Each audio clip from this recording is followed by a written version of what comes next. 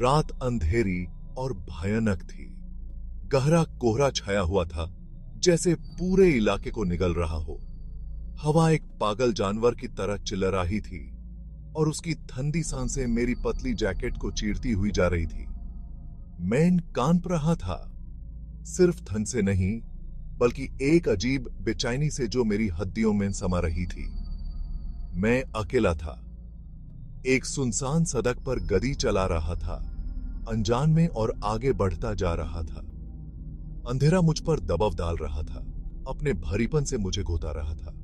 मेरी कार की हेडलाइट्स मुश्किल से कोहरे को चीर पा रही थी। आगे सड़क का एक छोटा सा हिस्सा ही रोशन कर पा रही थी।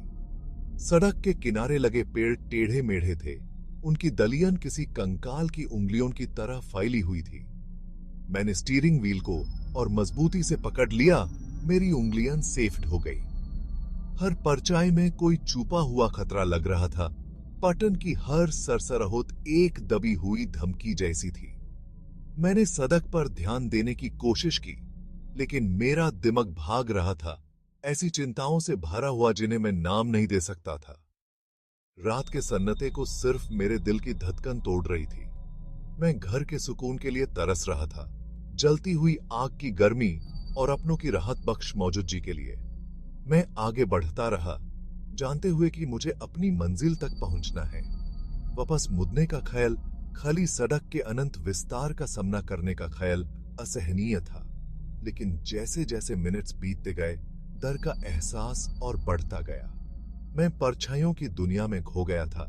कोई रास्ता नजर नहीं आ रहा था। अंधेरा अनंत तक फैला हुआ लग रहा था और मुझे एक बुरा अनुभव हो रहा था कि कुछ बुरा होने वाला है। सड़क घूम रही थी और मुड़ रही थी। सुनसान जमीन पर एक सांप जैसा रास्ता, कोहरा और गहरा हो गया। आगे की सड़क को और भी छुपा रहा था। मैंने गति धीमी कर दी, घूमते हुए कोहरे में देखने के लिए जोर लगाया। अचानक गति हकलाई, खांसी और बंद हो गई। इंजन चुप हो गया, मुझे दबाव वाले अंधेरे में अकेला छोड़ दिया। डर मुझसे होकर गुजर गया, ठंड के डर की एक लहर जो मेरे सर से पैर तक धोडाल गई। मैंने बार बार इग्निशन चलाने की कोशिश की, लेकिन इंजन जिद्दी से चुप रहा। मैं फंस गया था, सभ्यता से दूर। मदद के लिए फोन करने का कोई रास्ता नहीं था। रात का सन्नाटा अब सिर्फ मेरे दिल की तेज धड़कन से टूट रहा था। मैं सीट पर पीछे गिर गया। निराशा की भावना मुझ पर छा गई। मैं बिल्कुल अकेला था, मौसम और परछाइयों में छुपी हुई किसी भी चीज के रेहाम पर। बाहर हवा चिल्ला रही थी, एक शौक भरा शोर जो मेरे अपने दर की गूंज जैसा लग रहा था। मैंने आंखें बंद कर ली, अपने भागते विचार को शांत करने की कोशिश की, लेकिन सन्नाटा बर्दाश्त के बाहर था। मैंने आंखें खोली और अंधेरे में देखा, जिंदगी के किसी भी निशाने की, बचाव की किसी भी उम्मीद की तलाश में। लेकिन कुछ भी नहीं था, सिर्फ कोहरा का अनंत विस्तार और पेड़ों की भयानक परछाइयां। मेरे पास गति छोड़कर पैदल मदद ढूंढने के अलावा कोई चारा नहीं था। अनजान में कदम रखने के ख्याल ने मुझे डराया, लेकिन मैं जानता था कि मैं गदी में हमेशा के लिए नहीं रह सकता। जैसे ही मैं कोहरे से लड़खड़ाता हुआ आगे बढ़ा, मुझे दूर से एक हल्की रोशनी दिखाई दी। मेरे अंदर उम्मीद की एक किरण जगमगाई। अंधेर में एक छोटी सी चिंगारी। मैं तेज चलने लगा, रोशनी की तरफ खींचा जा रहा था, जैसे कोई पतंगा आग की तरफ खींचा जाता है। जैसे जैसे मैं करीब आया, रोशनी तेज होती गई। एक बड़े प्रभावशाली स्ट्रक्चर की रूपरेखा दिखा रही थी। वो एक हवेली थी, पुरानी और टूटी फूटी, उसकी खिड़कियां अंधेरी और खाली। हवेली एक छोटी सी पहाड़ी पर थी, सुनसान जमीन को देख रही थी। वो लोहे की बात से घिरी हुई थी, जंग लगी हुई और जंगली नदियों से भरी हुई। दरवाजे खुले थे, मुझे अंदर बुलाया जा रहा था। मैं हिचकिचाया, एक बेचैनी की भावना मुझ पर छा गई। जगह से एक सरतान और निराशा की आभा निकल रही थी, लेकिन रोशनी मुझे आगे बुलाती रही, गर्मी और आश्रय का वादा करती रही। मैंने दरवाजे धक्का दिया और लंबे घूमते हुए रास्ते पर चला गया। हवा भरी हो गई, गीली मिट्टी और सरतान की गंध से भरी हुई। सन्नाटा दबाव डाल रहा था, सिर्फ मेरे पैरों के नीचे बजरी की आवाज से टूट रहा था। मैं मुख्य दरवाजे पर पहुंचा। लोहे की कीलों से जड़ा हुआ एक बड़ा सा लकड़ी का दरवाजा। मैंने खटखटाया। मेरा हाथ कांप रहा था। आवाज हवेली के खाली हॉल में गूंजी। मैं इंतजार करता रहा। मेरा दिल छाती में धड़क रहा था। एक पल के बाद दरवाजा खुल गया। एक अंधेरा परछाई भरा अंदरून दिखा रहा था। परछाइयों से एक सोसोकृति उभरी, एक झुकी हुई बुधिया जिसके चेहरे पर झुर्रियां बनी हुई थी। उसकी आंखें अंधेरी और तेज थी और उसके होंठों पर एक अजीब मुस्कान थी। उसने एक लंबी काली ड्रेस पहनी हुई थी जो अंधेरे में मिल जाती थी। उसने मुझे अंदर आने का इशारा किया। उसकी आवाज खुरजुरी और धीमी थी।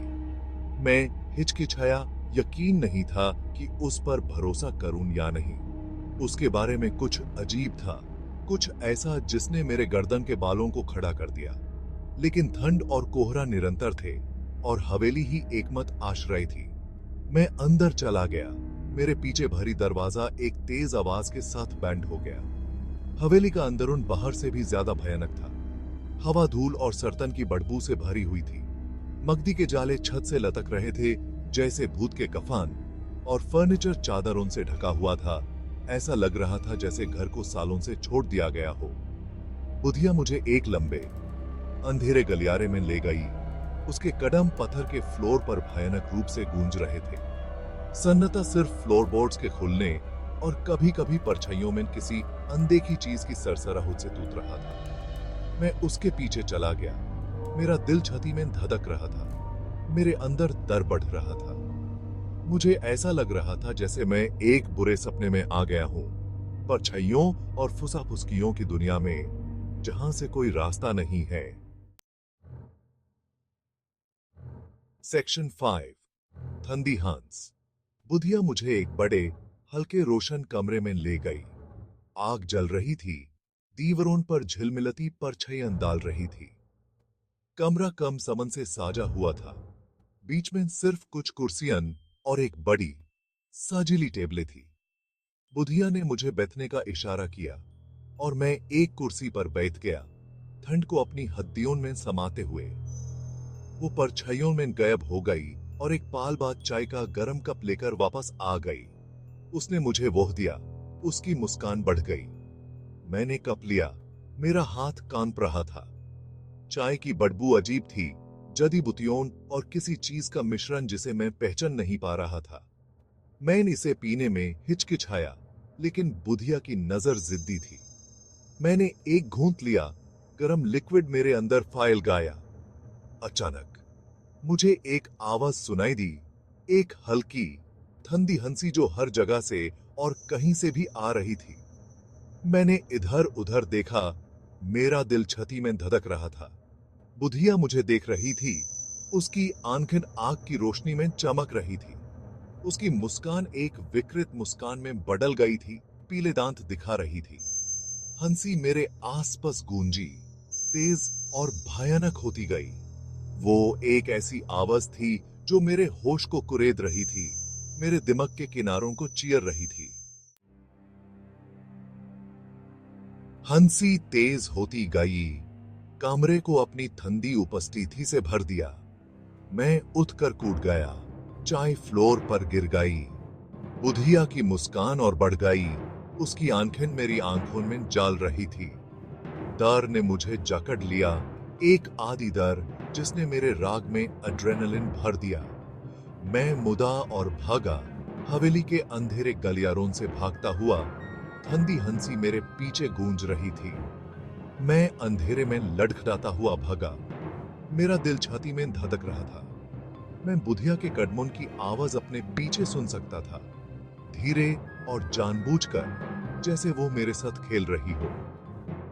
हवेली अनंत तक फैली हुई लग रही थी, अंधेरे गलियारों और परछाई वाले कमरों की एक भूलभुलैया। मैं नहीं जानता था कि मैं कहां जा रहा हूं, लेकिन मैं जानता था कि मुझे भागना है। मैं मुखिया दरवाजे से निकला और कोहरे में ना गया, अंधेरे में अंधाधुंध भागता हुआ। मैं तब तक नहीं रुका जब तक मैं मुखिया सड़क पर नहीं पहुंच गया। हवेली मेरे पीछे घूमते हुए कोहरे में गायब हो गई। मैंने पीछे मुड़कर नहीं देखा। डर था कि मैं बुधिया को वहां खड़े देख लूंगा। उसकी ठंडी हंसी रात में गूंज रही है। जैसे ही मैं सड़क पर लड़खड़ाता हुआ चला गया, कोहरा छटने लगा। सुबह की पहली किरण दिखा रहा था। मेरे आसपास की दुनिया धीरे धीरे फोकस में आने लगी। परछाइयां कम होती गई, जैसे सूरज की रोशनी तेज होती गई। मैंने हवेली की तरफ मुड़कर देखा, लेकिन वो गायब थी। वहां कुछ भी नहीं था सिवाय खाली जमीन और कोहरे के हल्के निशान के। मैं अपनी कार तक पहुंचा। उसका निश्चल रूप रात की परेशानी की एक याद दिला रहा था। मेरे सरप्राइज के लिए इंजन बिना किसी दिक्कत के स्टार्ट हो गया। मैं चला गया, सुनसान सड़क को पीछे छोड़कर। बुधिया की ठंडी हंसी दूर होती जा रही थी। जैसे ही मैं चला गया, मैं रात की घटनाओं को जोड़ने लगा। अचानक चार की तकलीफ, हवेली का दिखना, बुधिया और उसकी ठंडी हंसी, सब कुछ बहुत अजीब था, बहुत इत्तेफाकी। मुझे तब एहसास हुआ कि हवेली, बुधिया, हंसी, सब कुछ मेरी कल्पना का एक हिस्सा था। मेरे डर और अकेलापन का नतीजा। अंधेरा, कोहरा और सुनसान सड़क ने मेरे दिमाग के साथ खेल किया था। हवा में से एक बुरा सपना बनाया था। बुधिया मेरे सबसे गहरे दरों का एक रूप थी, अनजान का एक प्रतीक जो परछाइयों में छुपा था। जैसे ही सूरज आसमान में ऊपर उठा, मेरे आसपास की दुनिया बदल गई। कभी भयानक लगने वाला नजारा अब शांत और सुंदर लग रहा था। कभी टेढ़े मेढ़े लगने वाले पेड़ अब लंबे और शनादर खड़े थे। कभी खतरनाक और अनिश्चित लगने वाली सड़क अब आगे फैली हुई थी, साफ और मनमोहक। मैं आगे बढ़ता रहा, राहत की भावना मुझ पर छा गई। पूरा सपना खत्म हो गया था और मैं सुरक्षित था। अनुभव ने मुझे हद तक हिला दिया था, लेकिन इसने मुझे एक कीमती सबक भी सिखाया था। मैंने डर की शक्ति सीखी थी, वो तरीका जिससे वो हकीकत को बिगाड़ सकता है और हवा में से राक्षस बना सकता है। मैंने हिम्मत की अहमियत भी सीखी थी, अपने डरों का सामना करने और दूसरी तरफ से मजबूत होकर निकलने की क्षमता। मैं घर पहुंचा, थका हुआ लेकिन सुरक्षित। घर की गर्मी ने मुझे घर लिया, रात की ठंड के आखिरी निशान को दूर भगा दिया। मैंने खिड़की से उगते हुए सूरज को देखा, उम्मीद और नई शुरुआत का प्रतीक। पूरा सपना खत्म हो गया था और एक नया दिन शुरू हो गया था।